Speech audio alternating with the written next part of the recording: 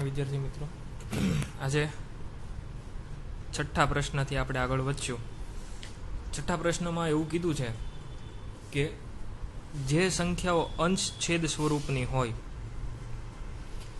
મતલબ કે અપૂર્ણાંક સંખ્યાઓ, બરોબર, જેમાં અંશમાં અને છેદમાં એક એક આંકડો તમારે લખવાનો હોય, એનો આપણે ભાગાકાર કરી અને પોઈન્ટવાળી જે સંખ્યા મેળવીએ છીએ, એ પોઈન્ટવાળી સંખ્યા આપણે ગઈકાલે જોયું એમ બે પ્રકારની હોય, શાંત અને અનંત. તો આવી અંશછેદવાળી સંખ્યા શાંત ક્યારે થશે અને અંશછેદવાળી સંખ્યા અનંત ક્યારે થશે, એ આપણે આ પ્રશ્ન નંબર 6 શીખવાનું છે. અને તમારે તમારી મેળે એવી અમુક સંખ્યાઓ કહેવાની છે કે જે શાંત હોય, એના ઉદાહરણ દેવાના છે. જો આમાં હું લખી શકું 5/2 શાંત થશે, અને ભાગાકાર કરશો ને એટલે પોઈન્ટ પછી આંકડા ઊભા રહી જાય અમુક સંખ્યા પછી, બરાબર. 3/5 આ શાંત થશે. 13/10 આ પણ શાંત થશે, બરાબર.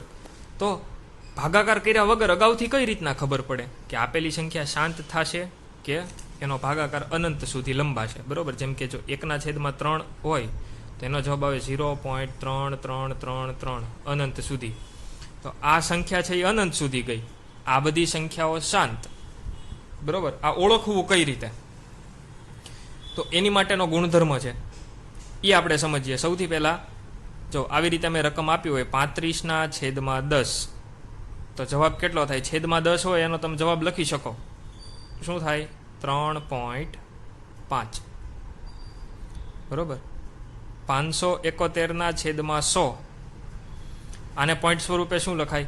આમાં ભાગાકારની જરૂર ન પડે, તમે સીધો જવાબ લખી શકો. આમાં ભાગાકારની જરૂર નહીં પડે, આમાં પણ સીધો જવાબ લખી શકશો 5.71. પણ આ બધી સંખ્યામાં ભાગાકાર કરવો પડશે, બરોબર, તો તમને એનું પોઈન્ટવાળું સ્વરૂપ મળશે. આમાં સીધું લખી શકાય 13 એટલે 1.3, કેમ કે 1 મિનિટ છે. તો આ બધી સંખ્યાની તે ખબર કઈ રીતે પડે કે એમાં પોઈન્ટ પછી આંકડા ઊભા રહી જશે, આવી રીતના અનંત સુધી નહીં જાય. તો જેમ આમાં આપણને ખબર પડી જાય છે કે 35/10 એટલે 3.5 થાય, 571/100 એટલે 5.71 થાય. કેમ ખબર પડે? તો કે છેદમાં 10 આવે, છેદમાં 100 આવે, છેદમાં 1000 આવે, છેદમાં 10,000 આવે. મતલબ આવી જો મીંડાવાળી સંખ્યા કોઈ પણ રીતે આવી શકતી હોય ને, તો એને તમે પોઈન્ટમાં ફેરવો તો એ શાંત મળે, બરોબર. જેમ કે અહીંયા રકમ છે 5/2, અહીંયા 10 હતા તો આની ઉપરથી 3.5 લખાણું, પણ આમાં એવી રીતે સીધો જવાબ નહીં લખીએ કાંઈ. સીધો જવાબ લખવા માટે જેમ અહીંયા છેદમાં 10 છે, 100 છે, અથવા તો કોઈ સંખ્યાના છેદમાં 1000 છે, એમ અહીંયા પણ 10, 100 કે 1000 એવી સંખ્યા તમે મેળવી શકવા જો. તો જો અહીંયા 2 છે, 2 ને હું કેટલા વડે ગુણું તો અહીંયા 10 લાવી શકાય. તો કે ઉપર નીચે 5 વડે ગુણી નાખીએ તો ઉપર 5 25 અને છેદમાં 5 × 10 એટલે 25/10. તો જવાબ શું થયો? 2.5. તો આ 5/2 ને છેદમાં 10 વાળી સંખ્યામાં આપણે ફેરવી શક્યા.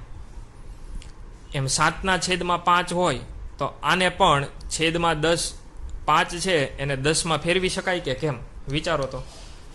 5 ને મારે 10માં ફેરવવા હોય તો આને કેટલા વડે ગુણવા પડે? 2 વડે. તો 2 × 7 = 14 અને 2 × 5 = 10, અને એની ઉપરથી જવાબ મળે 1.4. એટલે આ જે જવાબ છે એ શાંત થશે. એટલે જો છેદમાં એવી કોઈ સંખ્યા હોય કે જેને 10 સ્વરૂપે ફેરવી શકાય, જેમ કે 5 છે તો એને 10 સ્વરૂપે ફેરવી શકાય, 2 છે તો એને 10માં કન્વર્ટ કરી શકાય, કેમ કે 2 ને 5 વડે ગુણી દો તો 10 થઈ જાય, 5 ને 2 વડે ગુણી દો તો 10 થઈ જાય, બરોબર. એટલે ટૂંકમાં જો છેદમાં 2 અથવા 5 અથવા તો 2 અને 5 બંને આવી સંખ્યાઓ આવતી હોય ને, તો એનું દશાંશ સ્વરૂપ શાંત થશે. કેમ કે જો અહીંયા આપણે ઉદાહરણ જોયું 5/2 એવી રકમ હતી, તો 5/2 નું આપણે શું કર્યું કે આને અંશ છેદમાં 5 વડે ગુણી દીધા, એટલે 5 × 25 ને 5 × 10. તો 5/2 એટલે 25/10 થઈ ગયા, અને એનો જવાબ આવ્યો 2.5. હવે તમે 5 અને 2 નો ભાગાકાર કરો ને તો એ જવાબ 2.5 જ થાય. પણ ભાગાકાર કર્યા વગર સીધો મને જવાબ ખબર પડી ગયો, બરોબર. એટલે હવે તમને જો એવું કીધું હોય કે જેનું દશાંશ સ્વરૂપ શાંત થાય, અંશ છેદમાં તમારે આંકડા લખવાના પણ મન ફાવે એ નહીં. જો આવા લખી નાખશો ને તો એનું સ્વરૂપ અનંત મળશે, આ તગડા અનંત સુધી આવે. શાંત થાય એવા ઉદાહરણ લખવાના છે. તો એવું ઉદાહરણ તમે કઈ રીતના બનાવશો? છેદમાં 10 રાખવાના, છેદમાં 100 રાખવાના, છેદમાં 1000 રાખવાના, અથવા તો છેદમાં 5 રાખવાના, 2 રાખવાના. બરોબર, છેદમાં 5 વાળી, 2 વાળી, 10 વાળી આવી કોઈ સંખ્યાઓ આવતી હોય ને, એ બધાનું દશાંશ સ્વરૂપ છે એ કેવું મળશે? ફરજિયાત શાંત મળશે. જેમ કે 7/25. તો 25 એટલે શું થાય? આમાં છેદમાં મેં 25 રાખ્યા. 25 એટલે 2 વખત પાંચડા થયા, 50 × 25. એટલે જો છેદમાં 5 વાળી સંખ્યા આવી. બરોબર, 9/4. તો છેદમાં 4 છે, 4 એટલે 2 × 2, 2 બગડા, તો એ 2 વાળી સંખ્યા થઈ. બરોબર, આને તમે મીંડાવાળામાં કન્વર્ટ કરી શકો, આને છેદમાં મીંડાવાળી સંખ્યામાં તમે રૂપાંતરણ કરી શકો. ને આવી બધી સંખ્યાનો તમે ભાગાકાર કર્યો હોય ને, તો એનો ભાગાકાર હંમેશા શાંત જ મળે. કેમ કે છેદમાં 2 અને 5 એ સિવાયનો કોઈ અવયવ નથી નીકળતો. બરોબર, 5ના ભાગ પાડો ને 25ના ભાગ પાડો ને તેમાંથી પાંચડા નીકળે, 4ના ભાગ પાડો ને તેમાંથી બગડા નીકળે. આવી સંખ્યા હોય તો 3/26. આ 26ના ભાગ પાડો તો એમાંથી શું નીકળશે? 13 દુ. બગડો નીકળે એ વાંધો નહીં, એ શાંત કરશે. પણ આ જે 13 છે ને, 13 એ આપેલા જવાબને શાંત નહીં થવા દે. આનો ભાગાકાર કરશો ને 3/26, તેનો જવાબ અનંત આવશે. કેમ? તો કે છેદમાં 13 આવ્યા. છેદમાં શું શું આવવું જોવે? તો કે 2 અને 5. આ સિવાય બીજું કાંઈ ન હોવું જોવે. બરોબર, જેમ કે 7/10. તો આ 10ના ભાગ પાડો તો આ 10માંથી શું નીકળશે અવયવ તરીકે? તો કે 2 5. તો બગડો પાંચડો. બગડો પાંચડો હોય તો એનો જવાબ શાંત આવે. 7/10નો જવાબ શું થાય? 0.7. પણ જો 2 અને 5 સિવાયની કોઈ સંખ્યા આવી તો એ જવાબ શાંત થશે નહીં. બરોબર, એટલે અહીંયા તમને પૂછ્યું છે કે પીના છેદમાં ક્યુ સ્વરૂપે લખીએ, તો એવા ઉદાહરણો લખો કે જેના જવાબ છે એ શાંત થાય. અને શાંત થવા માટે કયું કારણ જવાબદાર છે? તો કે છેદની સંખ્યા. છેદને આપણે કોના વડે દર્શાવીએ છીએ? ક્યુ વડે. ક્યુ કેવો હોવો જોઈએ? તો કે 2 અથવા તો 5 અથવા તો બંને વાળી સંખ્યા. બરોબર, 2 5 એના અવયવ તરીકે હોવા જોઈએ. એવી સંખ્યા હોય તો જ શાંત થશે. છેદમાં બીજો કોઈ, જો અહીંયા છેદમાં 3 આવ્યા, એટલે કે 2 5 સિવાયની સંખ્યા. અહીંયા છેદમાં 26ના ભાગ પાડો તો 13 દુ. બગડાનો વાંધો નથી, પણ 13 એ 2 અને 5 સિવાયનો આંકડો કહેવાય. બરોબર, તો 2 5 સિવાયના આંકડા હોય છેદમાં તો એ સંખ્યા છે એ અનંત થશે. અને જો 2 અને 5 જ હશે છેદમાં, બરોબર, અથવા તો એના ગુણાકારથી બનેલી કોઈ સંખ્યા હશે, તો જવાબ છે એ આપણને શાંત મળશે. પછીનો પ્રશ્ન નંબર 7 છે. જેની દશાંશ અભિવ્યક્તિ અનંત અનાવૃત હોય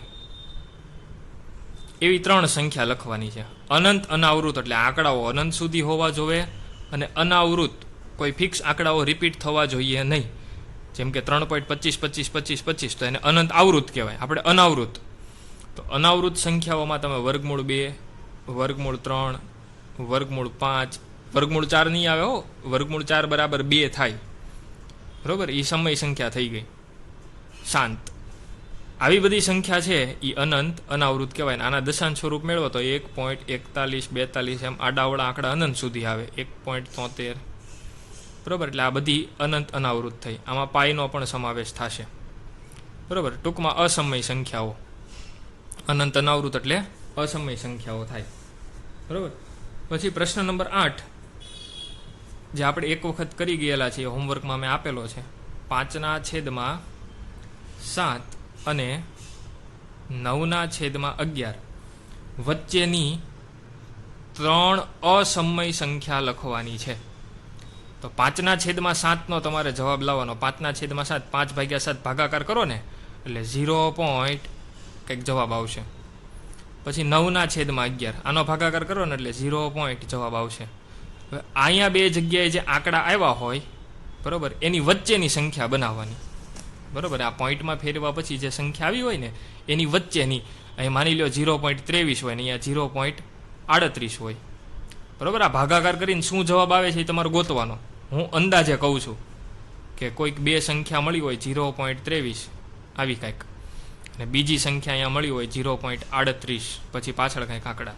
તો 23 ને 38 ની વચ્ચે કઈ કઈ સંખ્યા આવે? 23 પછી 24, 25, 26, 27, 28, તો ગમે એક લઈ લેવાની. 23 ની પછી અને 38 ની પહેલા 3 મેળવવાની છે એવી. તો એક 0.25 લીધા, પછી એક 0.28 લીધા, એક 0.30 લીધા. બરોબર, આ 3 સંખ્યા 23 ને 38 ની વચ્ચે છે.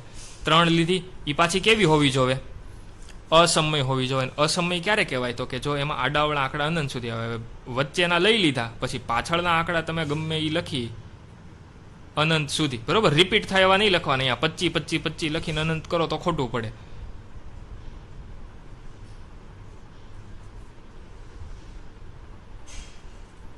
તો આ બે સંખ્યાની વચ્ચે હોય એવી 3 અસમય સંખ્યા થઈ. પણ એની માટે તમારે પહેલાનો ભાગાકાર કરીને એને પોઈન્ટમાં ફેરવવું પડશે, બરોબર. તો આ તો પ્રશ્ન નંબર 8.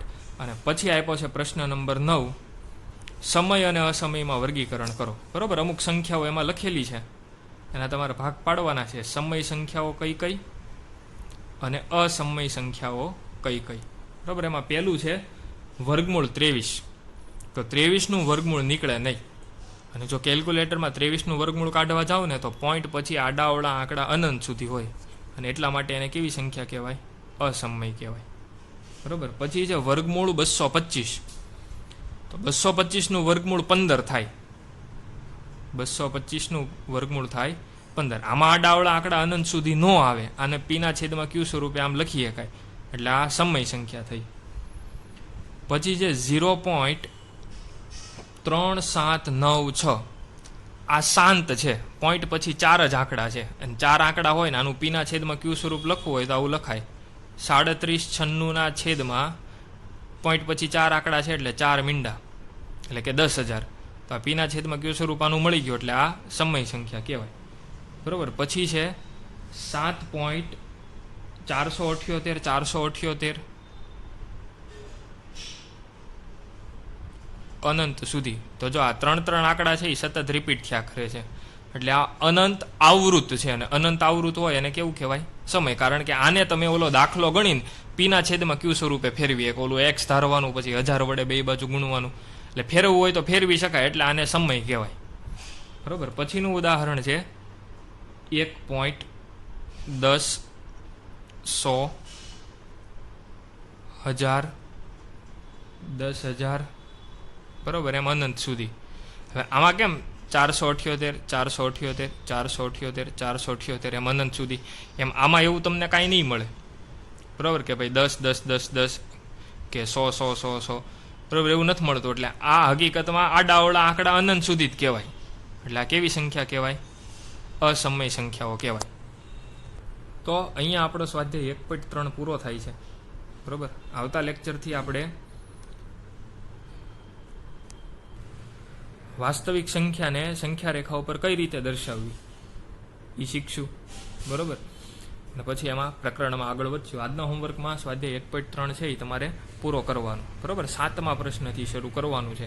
1 થી 6 પ્રશ્ન છે મેં ગઈ વખતે હોમવર્કમાં આપેલા, બરોબર. આજના હોમવર્કમાં 6થા પ્રશ્નથી તમારે ગણતરી શરૂ કરવાની છે, પ્રશ્ન નંબર 6 થી.